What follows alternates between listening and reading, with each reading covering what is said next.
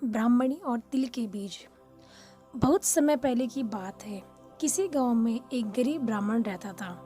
एक दिन उस ब्राह्मण के घर कुछ अतिथि आए। ब्राह्मण की स्थिति इतनी खराब थी कि उन अतिथियों को खिलाने के लिए घर में अनाज तक नहीं था। इस स्थिति को लेकर ही ब्राह्मण और उसकी पत्नी के बीच थोड़ी कहासुनी होने लगती है। ब्राह्मणी कहती है, तुम्हें पेट भरने योग्य अनाज कमाना भी नहीं आता है। इसी का नतीजा है कि आज घर में अतिथि आ खड़े हुए हैं और हमारे पास उन्हें खिलाने के लिए कुछ भी नहीं है। इस पर ब्राह्मण अपनी पत्नी से कहता है, कल कर्क संक्रांति है। मैं कल भिक्षा लेने के लिए दूसरे गांव जाऊंगा। वहां एक ब्राह्मण ने मुझे आमंत्रित किया है। वह सूर्य देव की तृप्ति के लिए कुछ दान देना चाहता है। तब तक जो कुछ भी घर में है उसे आदर सत्कार के साथ अतिथियों के सामने रखो। ब्राह्मण की यह बात सुनकर ब्राह्मणी कहती है, तेरी पत्नी होकर मैंने कभी सुख नहीं भोगा है, ना कभी खाने को मेवा मिष्ठान मिला, ना ही ढंग के वस्त्र और आभूषण। आज तो कह रहा है कि जो कुछ भी घर में पड़ा है वो अतिथियों के समक्ष रख दो। जब कुछ है ही नहीं तो मैं उनके सामने क्या रख दूं? पड़े हैं तो बस एक मुट्ठी तिल, तो क्या अतिथियों के सामने सूखे तिल रखना अच्छा लगेगा? पत्नी की यह बात सुनकर ब्राह्मण कहता है, ब्राह्मणी, तुम्हें ऐसा बिल्कुल भी नहीं कहना चाहिए। कारण यह है कि इच्छा के अनुसार किसी भी मनुष्य को धन की प्राप्ति नहीं होती है। जरूरी है तो पेट भरना, और पेट भरने योग्य अनाज तो मैं ले ही आता हूँ। अधिक धन की चाहत अच्छी नहीं है। ऐसी इच्छा का तुम्हें त्याग कर देना चाहिए। अधिक धन की इच्छा के चक्कर में मनुष्य के माथे शिखा बन जाती है। माथे पर शिखा वाली बात सुन ब्राह्मणी बड़े ही आश्चर्य से ब्राह्मण से पूछती है, अधिक धन की इच्छा में माथे पर शिखा हो जाती है? मैं कुछ समझी नहीं। जो भी कहना है खुलकर कहिए। ब्राह्मणी के इस सवाल का जवाब देने के लिए ब्राह्मण अपनी पत्नी को शिकारी और गीदड़ की एक कहानी सुनाता है। ब्राह्मण कथा की शुरुआत करता है। एक दिन एक शिकारी जंगल में शिकार की खोज कर रहा था।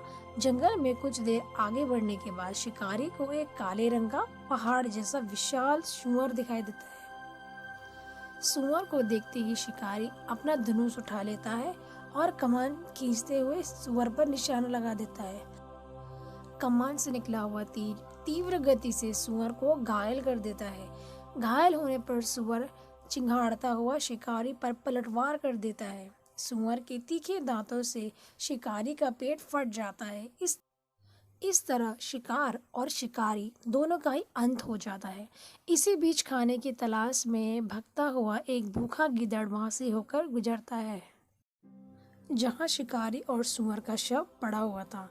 बिना मेहनत इतना सारा भोजन दे गिद्दड़ मन ही मन बहुत खुश होता है और मन ही बात सोचता है कि आज तो ईश्वर की बड़ी कृपा हुआ जो इतना अच्छा और अधिक भोजन एक साथ मुझे मिला है।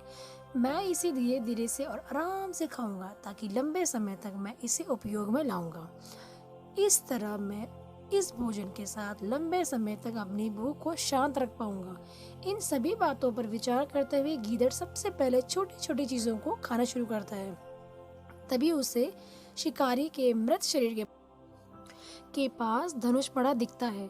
गीदड़ के मन में पहले उसे ही खाने का विचार आता है और वह धनुष पर चढ़ी डोर को चबाने लगता है। गीदड़ के चबाने से धनुष पर चढ़ी डोर टूट जाती है और डोर के टूटने से धनुष का एक सिरा वेग के साथ गीदड़ के माथे को भेदता है और ऊपर निकल जाता है। गीदड़ के माथे को भेद कर धनुष का जो सिरा गीदड़ के सिर पर निकल आता है, वह ऐसा प्रतीत होता है मानो गीदड़ के माथे पर शिखा निकल आई हो। घायल होने के कारण कुछ देर बाद गीदड़ की भी मौत हो जाती है। इतना कहते हुए ब्राह्मण कहता है, ब्राह्मणी, इसलिए मैं कहता हूँ कि जरूरत से अधिक लोभ से माथे पर शिखा आ जाती है। यह कथा सुनने के बाद ब्राह्मणी कहती है, ठीक है, अगर ऐसी ही बात है तो घर में जो मुट्ठी भर तिल पड़े हैं उन्हीं को मैं अतिथियों को खिला देती हूँ। ब्राह्मणी की यह बात सुनकर ब्राह्मण संतुष्ट होता है और भिक्षा मांगने के लिए घर से बाहर निकल जाता है। वहीं ब्राह्मणी भी घर में पड़े तिल को धूप में सुखाने के लिए फैला देती है। तभी कहीं से एक कुत्ता आ जाता है और उन साफ तिलों पर पेशाब कर देता है, जिससे सभी तिल खराब हो जाते हैं। तिल के खराब हो जाने पर ब्राह्मणी काफी परेशान हो जाती है और सोचती है, यही तो तिल थे जिन्हें पकाकर मैं अतिथियों को खिला सकती थी। अब मैं क्या करूं? काफी देर सोचने के बाद ब्राह्मणी को एक तरीका सूझा। उसने सोचा कि अगर वह गंदे तिलों के बदले साफ तिल देने की बात कहेगी तो कोई भी आसानी से मान जाएगा। साथ ही किसी किसी को भी इन तिलों के खराब होने की बात पता नहीं चलेगी। इस विचार के साथ वह उन तिलों को लेकर घर घर घूमने लगी। ब्राह्मणी की यह बात सुनकर एक महिला वह तिल लेने के लिए तैयार हो गई, लेकिन उस महिला का पुत्र अर्थशास्त्र पढ़ा हुआ था। उसने अपनी माँ से कहा कि इन तिलों में जरूर कोई न कोई खोट होगी, वरना कौन साफ सुथरे तिलों को गंदे तिलों के बदले देने के लिए तैयार होगा। पुत्र की यह बात सुनकर महिला ने ब्राह्मणी के तिलों को लेने से मना कर दिया। कहानी से सीख हमारे पास जो भी होता है हमें उस में सुखी रहना चाहिए। किसी के पास ज़्यादा चीज़ देखकर दुखी नहीं होना चाहिए।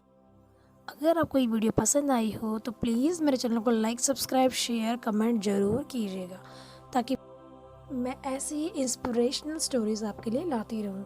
प्लीज़ लाइक, सब्सक्राइब करने में कोई कंजूसी मत कीजिए। हाँ, अपना प्यार खूब खूब दिखाइए, ताकि मुझे भी मोटिवेशन मिले ऐसी वीडियोज़ बनाने का। Thank you so much for watching.